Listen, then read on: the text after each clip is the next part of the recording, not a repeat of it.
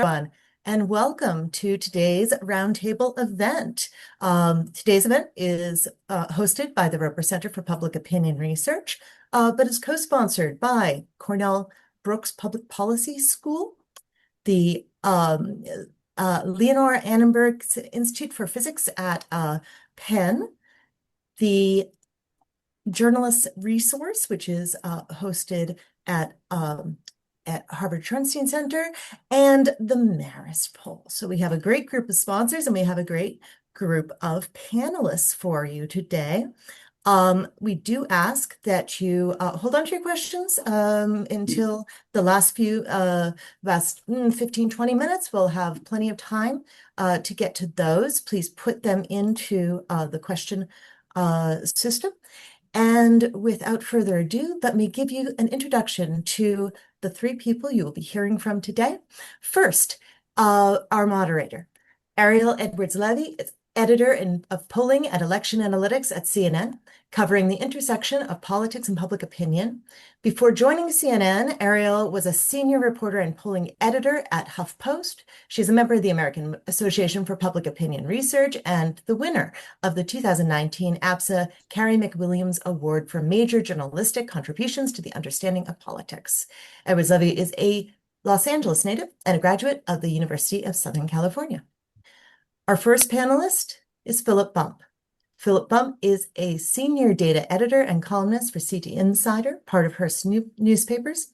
Prior to that, he was a columnist for the Washington Post and led politics coverage for the Atlantic Wire. One of the Post's most read writers, he focused on the data behind polls and political rhetoric. His book, The Aftermath, looks at the overlap of the end of the baby boom and the upheaval in American politics and the U.S. economy. And Nathaniel Rakich is VoteBeat's managing editor. He was previously a senior editor and senior elections analyst at 538, where he oversaw editorial operations, managed interactive projects, and wrote data-driven analyses of politics and elections. He has also contributed to Inside Elections, the Almanac of American Politics, ABC News, The New Yorker, the Politico, The Atlantic, and the Boston Globe. In past lives, he wrote about baseball and worked as an editor for Let's Go Travel Guides, and he is a graduate of Harvard University. And with that, I will hand over the mic to Ariel. Great, and I'm really looking forward to talking polling. If anybody doubts the credentials of the two people here with me, I will note that I subjected them offline to a round of name this poll based solely on a picture of the crosstabs. They aced it. So what I want to start off by talking about is, what does it look like to have polls in journalism? How should they be used? Because I think people have this sort of idea when they hear about polling, stories about polling, what that looks like. But what is the point of it? Why is it important to have polling data in a story? And what can it tell us about an election, about politics, about other things? I'll go first. Hi, Please. Philip again.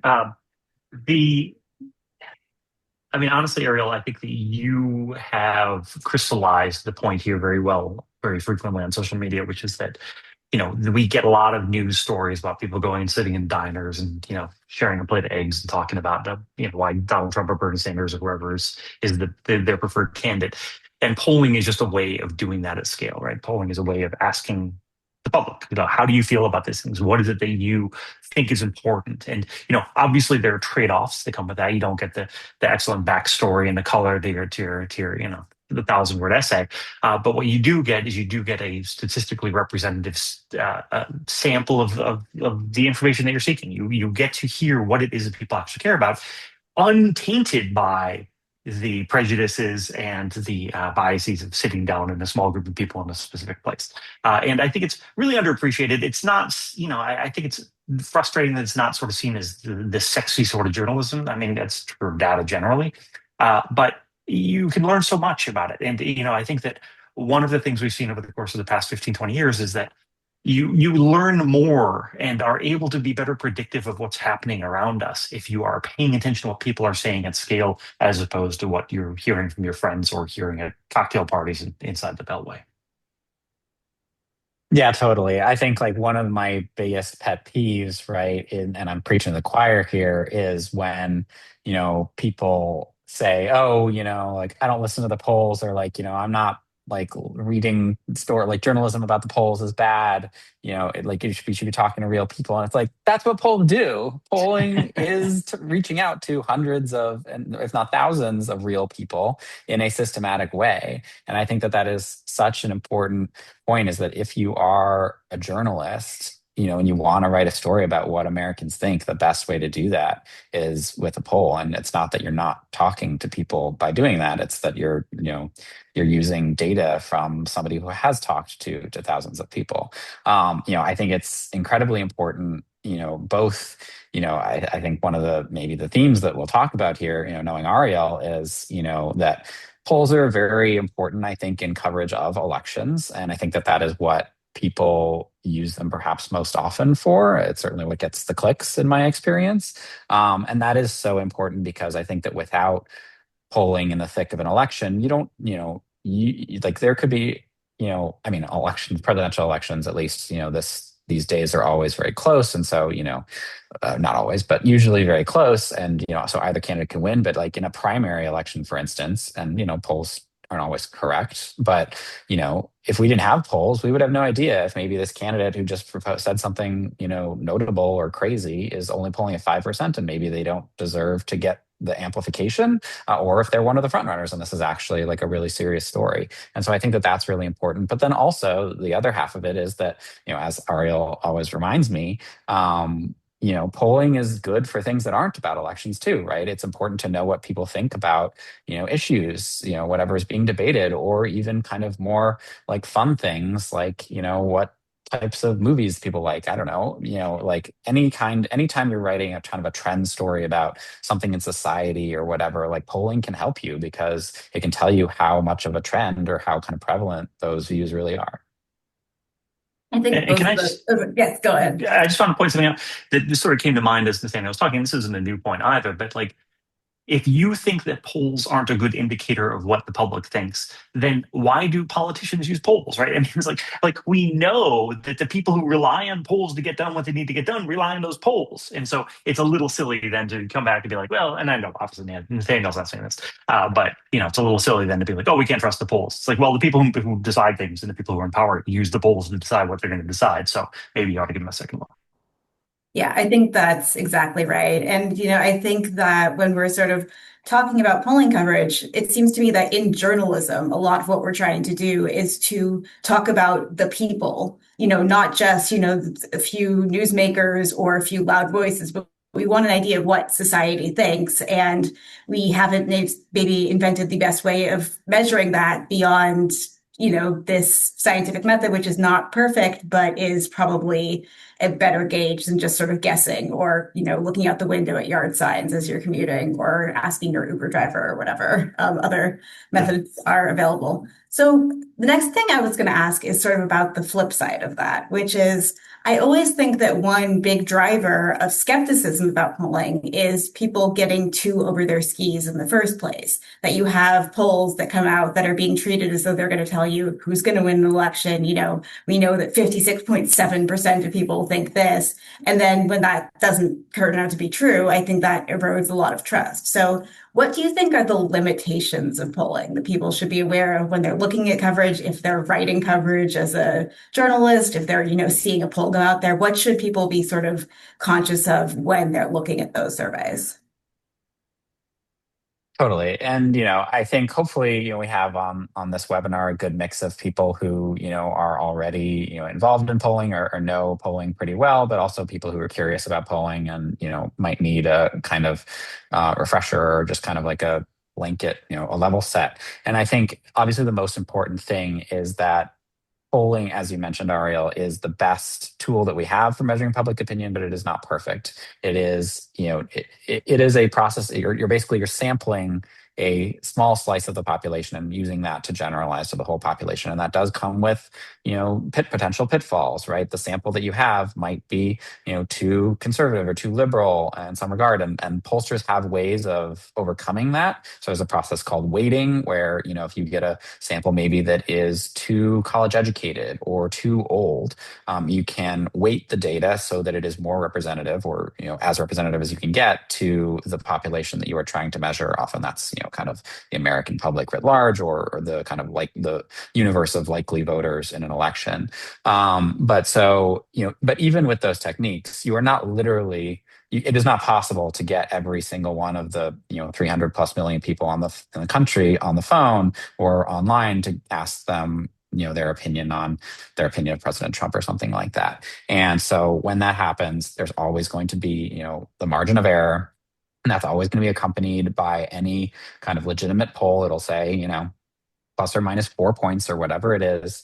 And it's just always worth remembering that anything within that range is fair game. So, the kind of a classic example is when you have a poll saying that Donald Trump is at 48% in the election and Kamala Harris is at 47% in the election, but it has a 4 point margin of error, that means that the election is functionally tied. You can't say definitively who is ahead. And I should note that margin of error applies to both candidates' vote shares. So you could say if there was basically it was like 48% for one candidate and 42% for another candidate, you could have one of the candidates, the first candidate could be a 44, second candidate could be 46. So there is some overlap there. Anyway, that's a bit too in the weeds. But just generally, I would say being aware when writing about polls or when using polls, using broader language like, virtually tied or, a close race rather than saying like 1 point ahead, I think can go a long way. But it is also important to note that, a lot of these issue polls, and we see polls that say that, 2/3 of Americans support, legalizing marijuana or something. That's such a big delta that we can be pretty confident that that is a widely held belief. And again, I just said that they're saying something like 2/3 rather than saying 66.6% of Americans also helps to kind of reinforce the idea that this is a rough ballpark and not meant to be exactly precise. That's exactly right. And with nothing but love, I think that what Nathaniel just outlined there was sort of the good faith response to critics of polling. And I want to take the alternate, which is talking about the bad faith side of it. And so I think there are three manifestations of bad faith when it comes to interpretations of polling. One is that you have just garbage polls that are done for marketing purposes, right? Like any company has realized that if you put out a study that says 2/3 of American men are afraid of their wallets, right? Like whatever it happens to be, someone will pick that up. They get coverage for it. It's earning media. They're ecstatic about it. So you see a lot of that trash out there. The second is that there are a lot of media outlets who just pick up any poll, including things like that, and create narratives out of them. Ariel, and we've all probably had these conversations about using percentage points in polling. But the reason that's done is because it implies certainty and ergo reinforces the narrative that they're trying to tell, right? If you can say Donald Trump has 47.5%, whereas Kamala Harris is at 47.2%, it reinforces that these two horses are running neck and neck down the track, which of course isn't at all what A is being measured or B what the actual state of the field is. I mean, they may be running right neck and neck, but you can't tell it from that. But people create these ideas, journalists create these ways of talking about things as well in a way that's just irresponsible. And frankly, they could hear everything Nathaniel just said and be like, yeah, that's cool, but I need clicks, right? Like, I mean, this is unfortunately the challenge that we have. Then the third is that there is a subset of journalists, and I love journalists, God bless journalists, but there's a subset of journalists who simply just don't think that polls are a valuable addition to the discourse, right? We saw, back at the advent of the Nate Silver era of American political conversations, we saw this real tension between the people who did the diner reporting and the Nate Silvers and others were saying, actually, we have all of this objective data, as objective as you can get about what the state of the election is. And there's a real tension there within the media world. There were a lot of people who were happy to see 2016 happen from the standpoint, it's like, well, there you go. You can't trust polls because it reinforces the only proper way to do this sort of thing was by, schlepping down to the masters and talking to political candidates about stuff. Like there is a way that people have liked to do things, which may not actually reflect what the real state of American politics is, but is fun to report and fun to write and what they've been doing a long time. And therefore they give short shrift to these systems, which are, again, the second time I've said this, not emotionally, they don't stimulate your cerebral cortex in the same way necessarily, but are a lot more valuable at understanding what's happening. And Philip, you sort of touched on this when you're talking about getting these polls that are sort of a blatant attempt at getting media attention and don't have a lot of there, but are trying to sort of get a name out. Both of you have a lot of experience with reporting on polling data and probably with having your inboxes filled with 900 kinds of polling data. When you see a new set of numbers, what are the first things that you're sort of looking for? I know a lot of people, they are seeing a poll come out. They may not have, like some of us, encyclopedic knowledge of the list of pollsters out there. So what are you sort of looking at to see whether a poll's reliable, to figure out what it's telling you? Like, what is the data that's of interest to you, and how do you sort of evaluate whether you think that a poll is reliable and what it can tell you? I am extremely privileged in that I worked for a long time at the Washington Post, which has an exceptional polling team. And I would go to Scott Clement and Emily Guskin at the Post and be like, hey, is this poll any good? And they would be able to tell me. And honestly, it's bad for me because I didn't have to learn. I didn't have to do that differentiation. They were able to be like, here's why it's trash or here's why it's good. They had a list of pollsters who they found reliable. And, this is one of those circumstances in the same way that I get a COVID shot because I understand that the doctors have done the work and they say this is how you keep from getting these symptoms. Like they were sort of my medical doctors when it came to polling. So Daniel can actually give real tips to people. I'm happy to give out Emily Guskin's cell phone number if anyone wants it, and they can call her directly. I'm not sure how she'd feel about that, but that's the process I use. Yeah, I also support calling Emily Guskin. Sorry, Emily. I think that's absolutely right. Like the number one thing is probably just looking at a pollster's track record, and to Philip's point, that is not something that most people have off the top of their head. There are websites, formerly 538, but now places like Silver Bulletin that will give pollsters grades, which, I think there are multiple things that can make a good pollster, right? You can look at their accuracy in past election. You can kind of look at their methodological rigor and things like that. And it's hard to kind of distill it down to one thing, but a place like the pollster ratings at Silver Bulletin are a good start for that.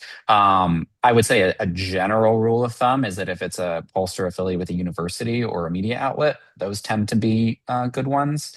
If it on the other side of the spectrum, if it is a partisan pollster or a campaign pollster, you'll want to take that with a grain of salt. And again, kind of a legitimate above board pollster will disclose if it's working for a campaign or something like that. Typically speaking, and this is probably not a surprise, but like an internal poll conducted on behalf of like a party or a candidate will probably overstate the share of support for that candidate. And that's not necessarily because they are kind of like cooking the books. Often, a pollster, a lot of the private pollsters for campaigns are actually like really, really excellent. Some of the best pollsters in the country, but maybe they'll conduct, 5 polls over the course of a campaign. And, maybe one of them comes back really good for the candidate because it just happened to run into a friendly sample or like that. They might decide to publicize that one and sit on the other 4.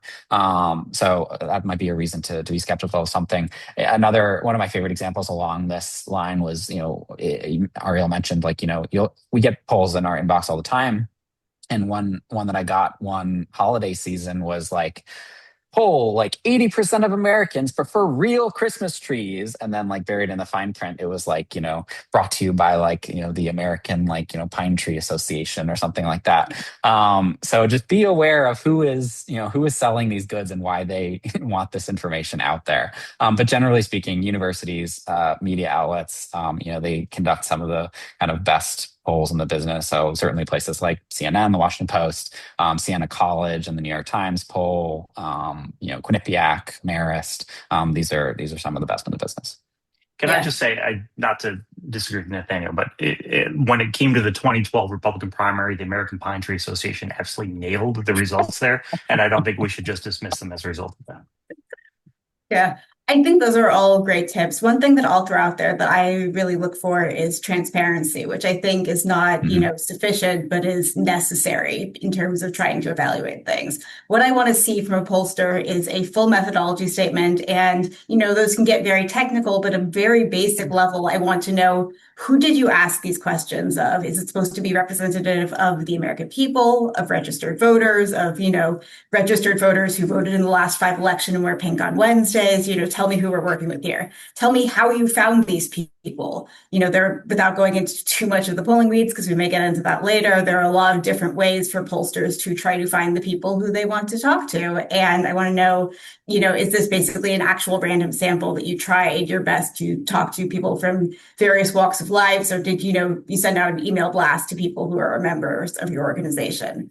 And I want to know, what exactly did you ask? I think especially with some of these campaign polls or with these sort of internal polls that are sort of designed to get the clicks, you don't get a list of what the actual questions were and what people said in response. And, I think the idea that you can get a different answer just by how you ask is sometimes a little overblown, because people do have real opinions on things, I think, but it is very susceptible in many cases, especially if it's an issue that people haven't really heard that much about.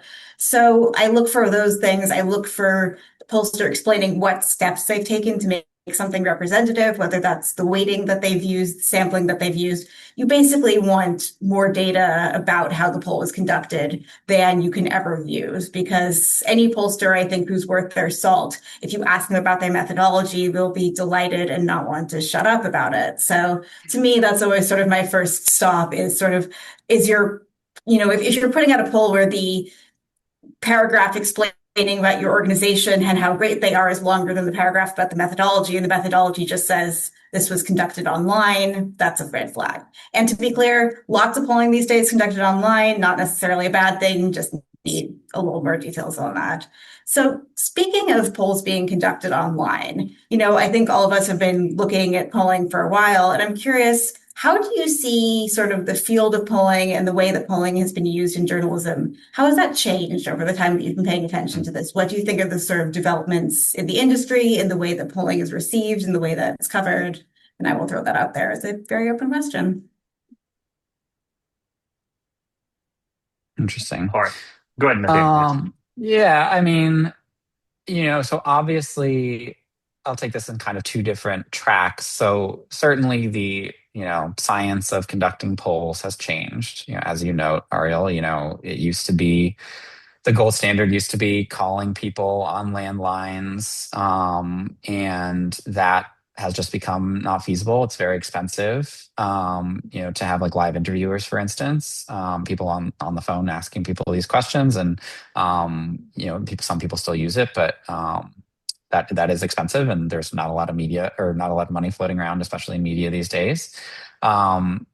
People don't pick up the phone anymore because of the prevalence of like caller ID on cell phones. And so that has driven a lot of pollsters to experiment with what's called like mixed methods. So using, online panels, people who basically like opt in to answering polls online, or, people who get email, people who get like text messages. I bet, I've gotten like text messages being like, participate in a poll. And, so pollsters are trying to get people in lots of different ways, and response rates have definitely declined. This is not the 1990s anymore, but they have managed to keep things pretty accurate, which is no small feat. And then in terms of the coverage of the polls, I think, what Philip was saying, there was kind of this moment, which I think was in big part was owed to my former boss Nate Silver of 538, who really kind of brought polling and kind of quantitative analysis of elections into the mainstream,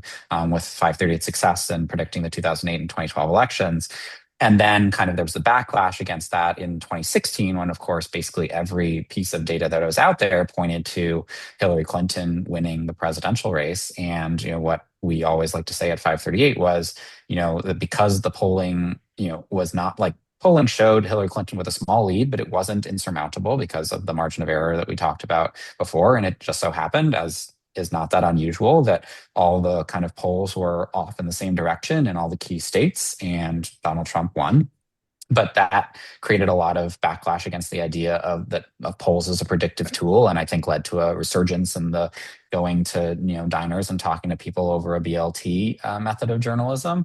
And now I think we've maybe reached, maybe this is optimistic of me, and I'd be curious if you guys disagree, but we've reached kind of like a good equilibrium where people understand, not everybody, but a lot of people understand that polls are useful and can get you in the general direction, but also are not infallible. And I think that I see a lot of media outlets doing a good job of using both polling data and kind of traditional journalism techniques, and using maybe people to, interviews to tell stories about why people feel a certain way, but also using the data to make sure that they are not, just talking to three people in a diner and calling that representative of public opinion.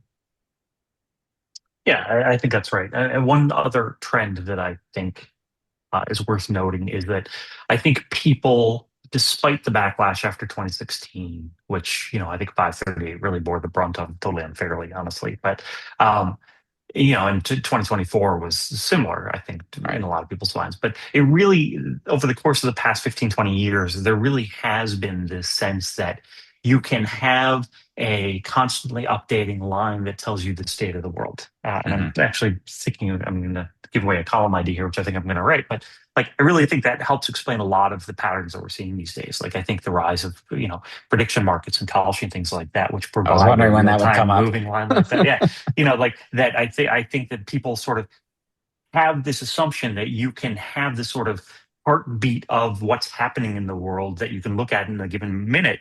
And I think that's bad because you can't. But I do think that that is a sign of the extent to which these sorts of tools have become accepted by people as a way of understanding what's happening around. Yeah, but I think that's such a good point, that people are so thirsty for truth. They want to know exactly what is going to happen, and they want to know exactly how many Americans disapprove of Trump and things like that. And I get that impulse. I am also very curious, and that is what drew me to this field, right? Is that, again, polls are the best method we have of getting to it, but it is just an inconvenient truth that it is not possible to know for sure who is going to win, to know for sure how unpopular Donald Trump is. And you just have to be, so much of this job, and frankly my personal career journey, has been becoming uncomfortable with uncertainty, or at least as not uncomfortable as I can be.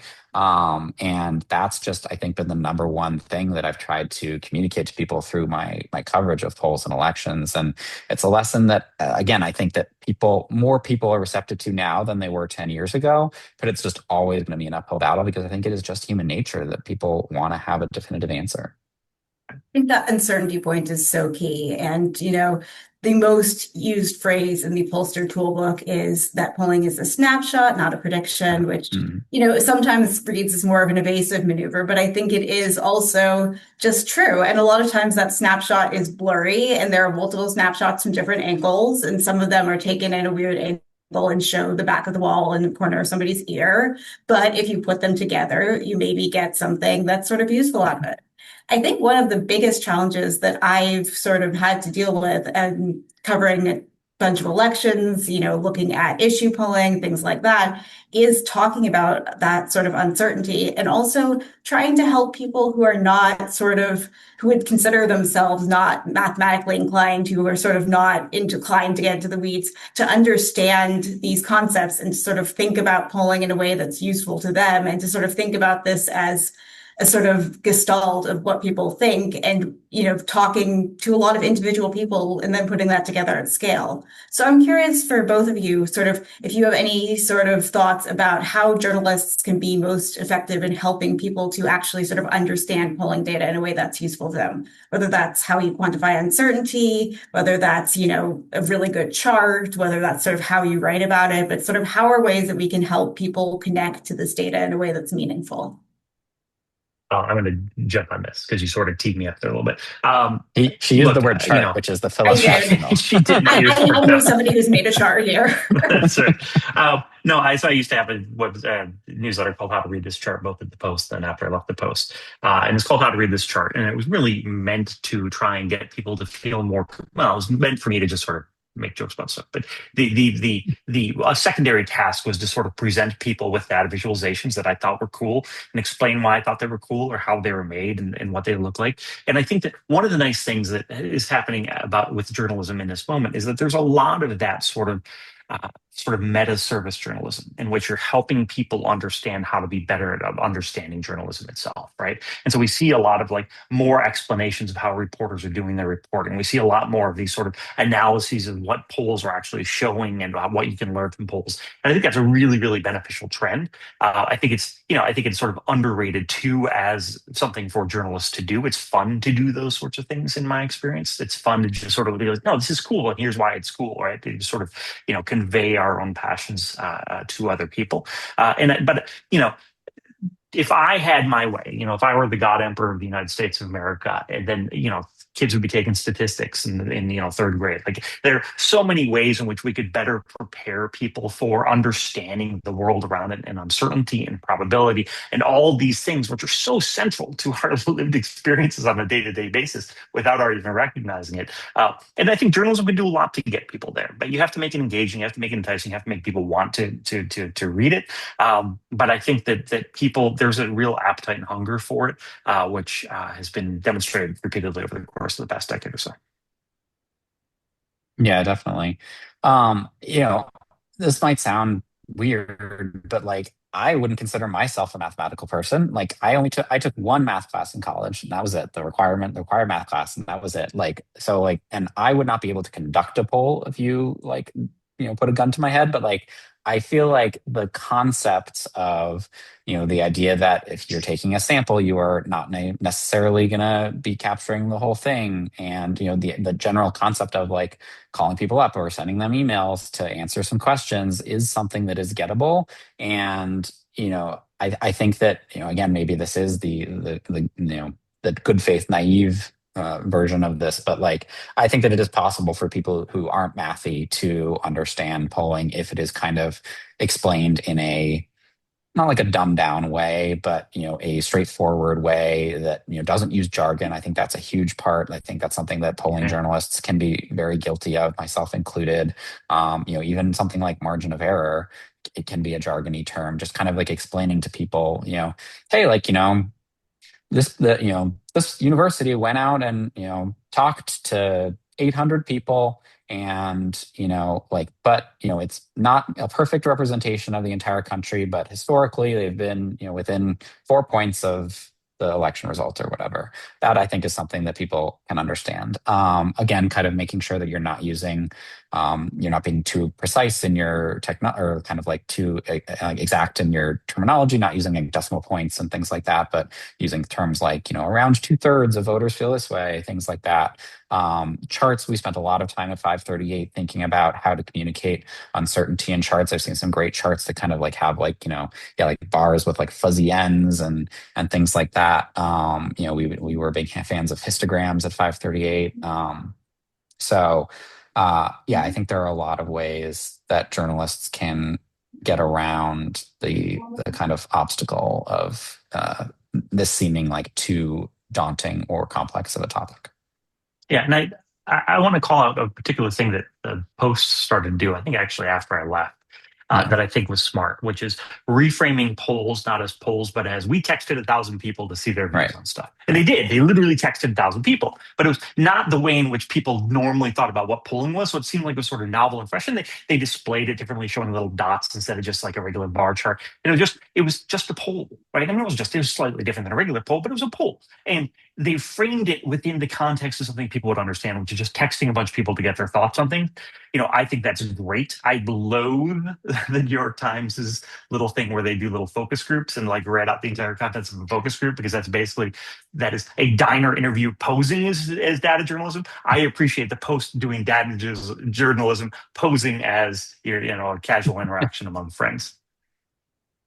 I shouldn't say I loathe it, but I hate them very much. So I guess that counts. So one other thing that I've always thought is sort of a challenge of writing about polling is that at a certain level, I think there's often you reach a point where you sort of have a general sense of how numbers are going to shake out. Especially in this current political environment, there are some forces that I think are very strong, whether it's, the unhappiness about the sort of political and economic environment that's dominated over the past, couple of years, whether it's a sort of very predictable partisan splits that you see, whether it's sort of people mobilizing against the party in power, these sort of very predictable themes. So I'm curious about any polling that you've seen, that you've looked at, or, presentations of polling that sort of surprised you or taught you something new. And to give you a little time to tee that up, I'll say one thing that I've always found really interesting is polling that tries to look at how people actually think about politics, because work that I found really sort of impactful is that talks about that one of the big divides is how people actually think about politics. And everybody, on the screen, probably everybody watching this is someone who probably thinks about this a lot. We are all probably on one side of this gap in terms of how much of a role this plays in our lives. And for a lot of people, this is something that, is so obviously they pay attention. They're not dumb. They're not shirking in their civic duty, but they have other things going on and they don't really sort of engage with politics and think of themselves as political the same way. Back when I was at HuffPost, we occasionally would do a survey where we would send out a question saying, tell me what happened in the news today, and sort of seeing what people said. And there are people who obviously were, very tuned in to reading the newspaper, watching the news, reporting on the absolute, latest movements of, the first Trump administration at that point. And there are people who were like, well, I saw on the local news that somebody was missing a cat, but then I had to go out and we were going on a camping trip, so I didn't really get that much into it. And I think how people think about politics, whether they think of themselves as partisans, sort of which stories actually reach and engage them, is always really fascinating to me. So I'm curious to hear what you guys have on that. I mean, I'll do a quick shout out to YouGov, who I think does a lot of really interesting polling that isn't bounded by, just sort of the standard political questions, in part because they have, a system that allows them to do a lot of polling with great regularity and a lot of poll questions. I remember a poll they did, which I found really fascinating and totally not of the sort of, intellectual surprise that you're asking for here. But they just did a poll that was, if you had to pick a number between 1 and 10, what number would you pick? If you were playing rock, paper, scissors, what would you pick? And it like these standard dumb decisions that we all make when we're, faced with these very specific scenarios that all of us have encountered at some point in time. And there are actual patterns to it. Like I think it was I think there was I don't remember if it was significant or not, but there's, I think, a divide by age or party on rock, paper, scissors, or I think it might have been gender even. Just you just wouldn't think of. And like the number that people pick between 1 and 10, they pick 7 is the most common number, which makes sense. It does. And it's just like things like that just give us insight into how people think, not Americans, not Democrats, but just like people, like what you think when you think about these funny little social interactions we have. Like I loved things like that, and I think that YouGov does a great job of getting. They did one recently about like whether or not people had heard particular common idioms and things. Like they do a lot of those sorts of things. And I just think there's a lot of value to that because A, the stakes are low, and it's nice to have low stakes things in the year 2026 on occasion. But B, it really does tell us a little bit about ourselves in a way that I think is great. And so I know that doesn't really answer your question, but I think that sort of thing actually is valuable. Yeah, it's a tricky one. I mean, the first thing I thought of, because obviously Philip primed it, but I also really liked it, was that post poll that was presented so differently from a regular poll that was like text message themed. That was maybe a year or two ago. I wish I just was Googling quickly to find it and I couldn't find it very quickly, but maybe we could send around afterward. But I really loved how that was presented. The other thing that occurred to me was it was back in 2018, I believe. And Monmouth University has been kind of like playing around with kind of like novel ways of polling, or at least presenting results, for a while.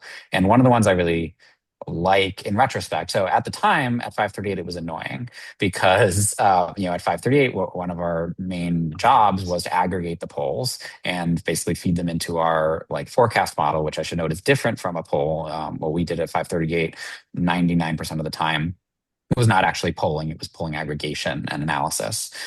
We left the actual poll conducting to people like Ariel. But Monmouth would release multiple like models of the electorate, like, be like, here's what the electorate might look like, in a high turnout environment. Here's what the electorate might look like in a low turnout environment. And it would change the top line because like you can weight, if you make different assumptions about who's going to turn out to vote, it can change your results. Like not by a huge amount, but like one of them might show the Democrat up by 5 points and the other might show the Democrat up by 2 points. Right. And they would release both of those assumptions and they'd be like, figure it out. Like these are both very plausible things. And as of 538, we were like, well, give us one number that's going to represent, so we can plug it into our model.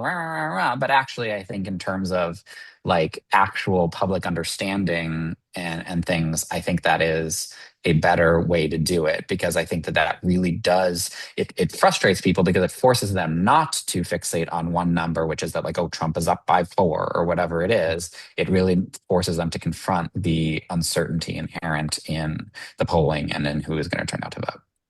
Yeah, I think the best experiment I saw on that was the Times a couple of years ago. You guys, I'm sure remember this. Gave raw data results, raw poll results to 5 Right. different pollsters, and just said, "Tell us who's leading." And they came I with do 5 remember different that. results, right? And it's just Mhm, it was a mhm. great experiment, just because it got to that point very directly, and they walked through what the assumptions were that people were making, and it showed how they got these different results. And I who come from a position of paying more attention to this than most people, I found it very instructive, and I shared with a lot of people since. Yeah, I think both of those are great. And I know we're getting to questions very soon. I wanted to throw out one last question to you all. As some of the people watching may know and should know if they don't, the Roper Center has a fantastic collection of historical polling dating back to the advent of polling. And it includes both, the big historical events that you might think of, wars, space flight, dimensions of computers, whatever. It also has just sort of like these little moments of what people were thinking at various times throughout history. So if you could go back in time and pull on any historical event, possibly predating the use of polling, is there anything that you think it would be really fun to have data on? I will throw out that one thing that occurred to me when I was looking at space polling is that I would have loved seeing the polling when the first airplanes were out. Would you go up in this thing? Was man really meant to fly? I bet that would have been incredible. So I will throw that out there. I think I can guess the results in that one. I don't think it was particularly confidence inspiring. Oh, this is such a good question. I'll go ahead and answer it. Yeah. I would be, first of all, I just want to shout you out, Ariel, because you unearth a lot of these great details from the Roper thing. And one I've shared in my newsletter at one point was you found like polling on random names. I don't remember what it is. Like it was like Ken or something. Like, what's your view of Ken? I don't remember what the hell the context was. But what a great poll. It's just like, I would love to see a crosstab with that by whether or not you know a Ken. From a historical, I am curious if the people of Rome were on Brutus's side or Caesar's side. Like how I was going to popular say was this, Julius which is Caesar? such a caricature. Is that what you were going to say?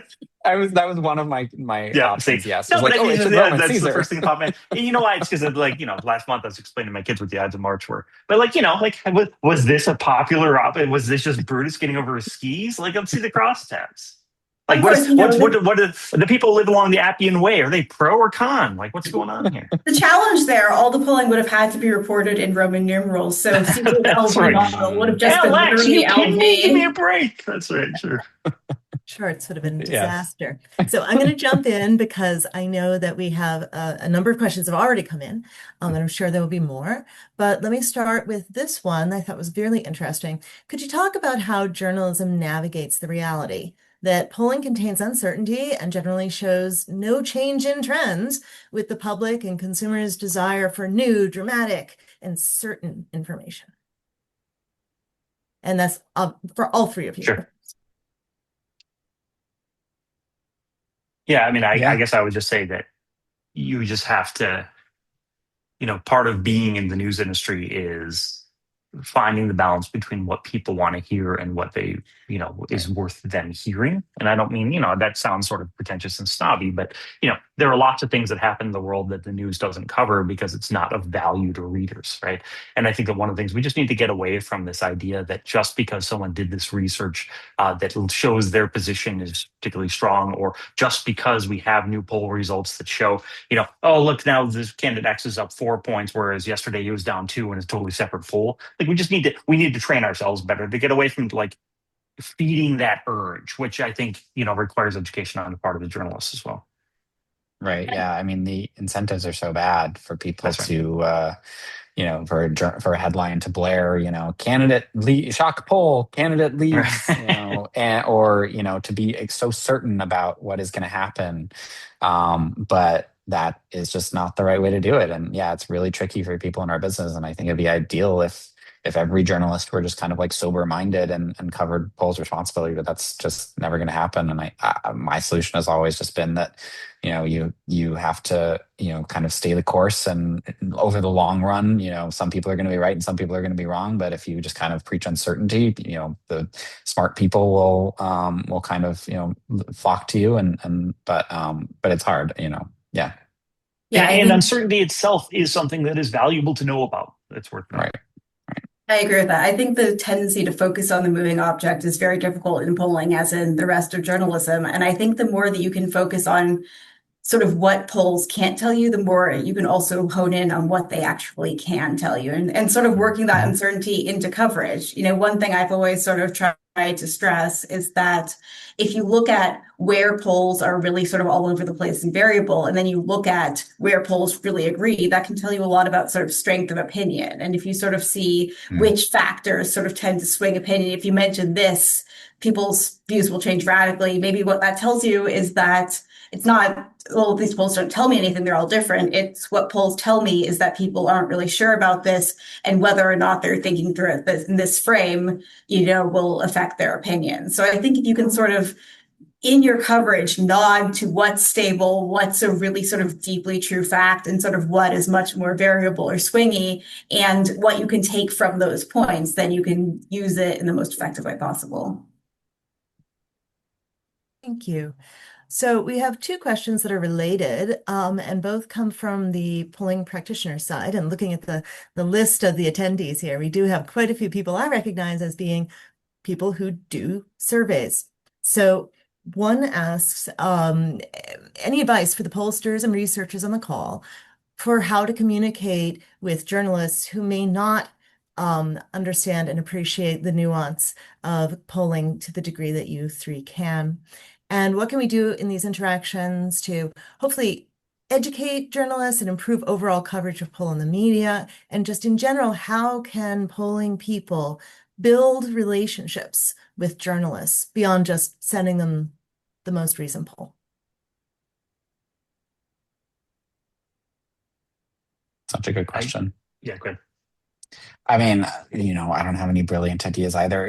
I think that obviously for pollsters that are associated with media outlets, you have that built-in connection, and I would encourage, you to make sure you are building that relationship in a way that isn't just, kind of being that person who tells them no all the time. Right. And, like, I think a lot of reporters, in my experience, really are curious about polling, and would be interested in kind of like, if not like a formal, kind of like seminar, or like, kind of like polling 101, although maybe some people would be interested in that, just kind of like talking it through, just like getting lunch and things like that. If you are in a place like DC or New York, like meeting these people for coffee and building those relationships. And you can obviously, university pollsters and other pollsters can do that too.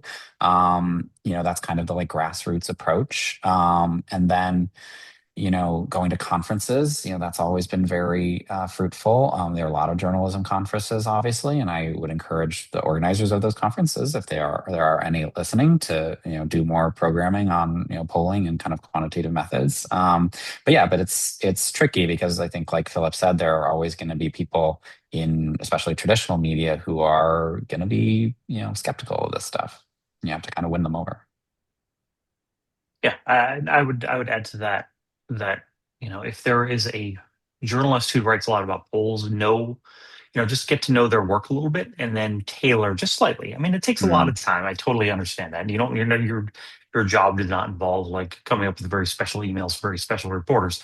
But take some time and just be like, hey, I noticed you wrote about X, blah, blah, blah. And the other thing I would say is that nothing, and Nathaniel touched on this, nothing will ingratiate you with a journalist better than if they say, hey, do you have crosstabs on X? And you're like, absolutely, here's the time frame, I can get it back to you. Like, I've worked so many pollsters, and so many pollsters do such a good job with this. Someone, it can be hard to do. I totally get that.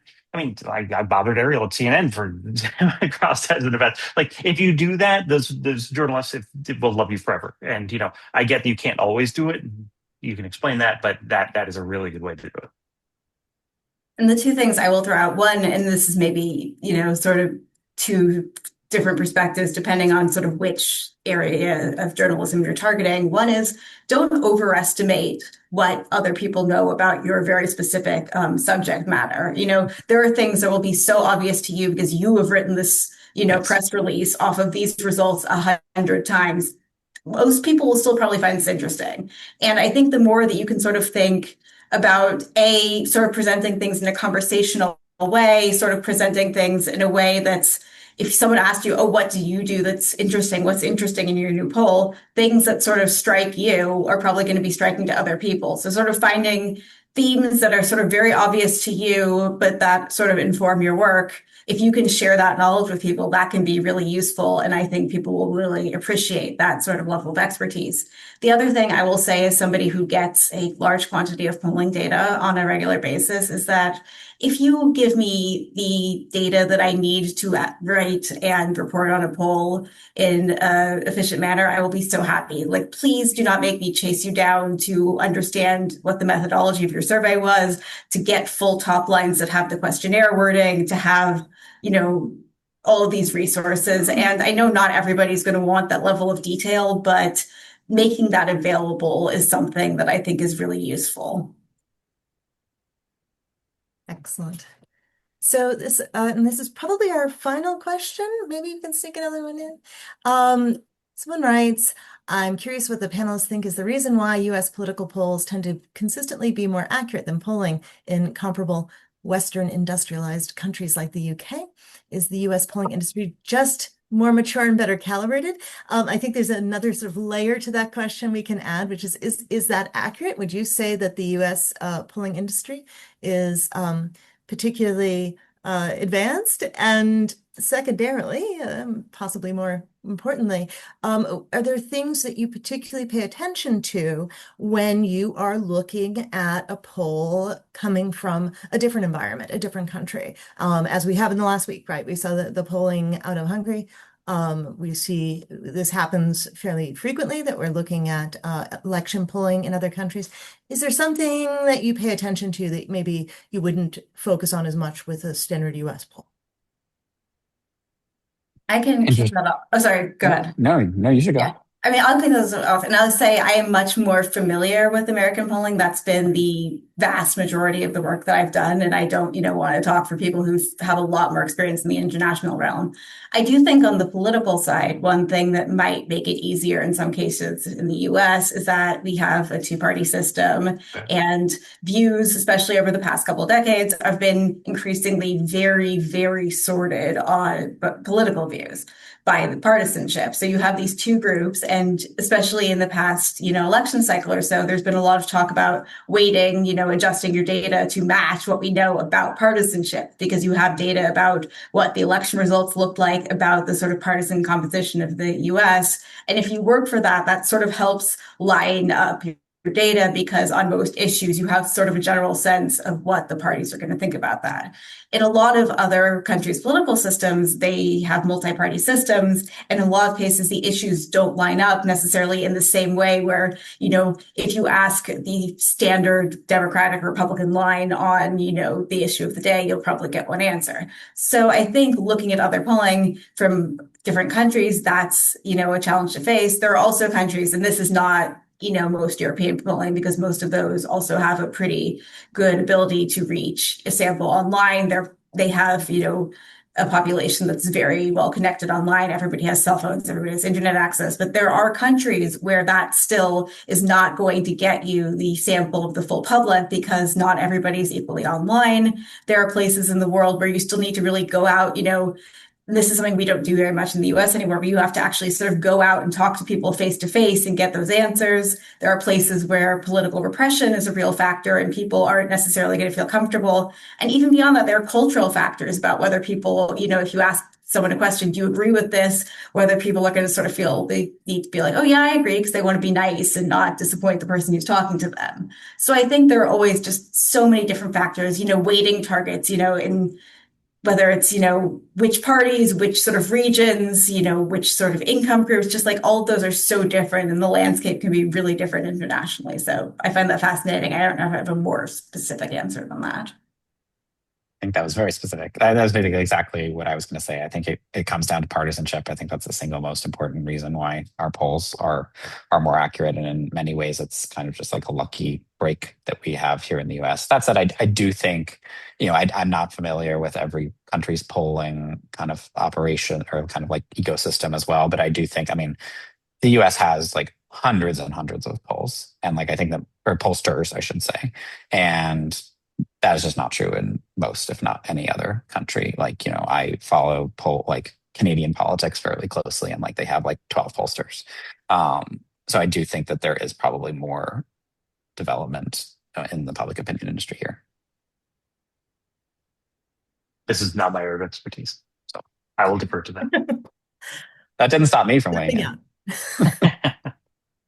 Well, we are down to our final moments. I did want to add Chris Jackson an interesting comment about that last question, saying that we also have a really robust, or have had a really robust federal statistical system to use for our own benchmarking and to develop the benchmarks that industry needs. I'll make that my comment then. That can there be you from go. me. That's perfect. Good. Covered. That's my addition. So I want to thank the three of you. It was a wonderful, fun conversation. I'd love to sit here and listen to you guys talk all afternoon, but we are finishing up. Thank you also to all of our sponsors. We really appreciate coming together on these types of projects and these types of events. It's really fun to work with other groups. Thank you to everyone who showed up today. And remember that if you want to learn more about polling history, polling around the globe, the best source for your data is the Roper Center. So come here and you can find lots of data. You can do those cross-country comparisons. You can see what sort of methodological information. You can check out our disclosure elements in our transparency project. We have a lot available to you, and we want to help you understand polling. So thank you very much. Everyone have a wonderful afternoon.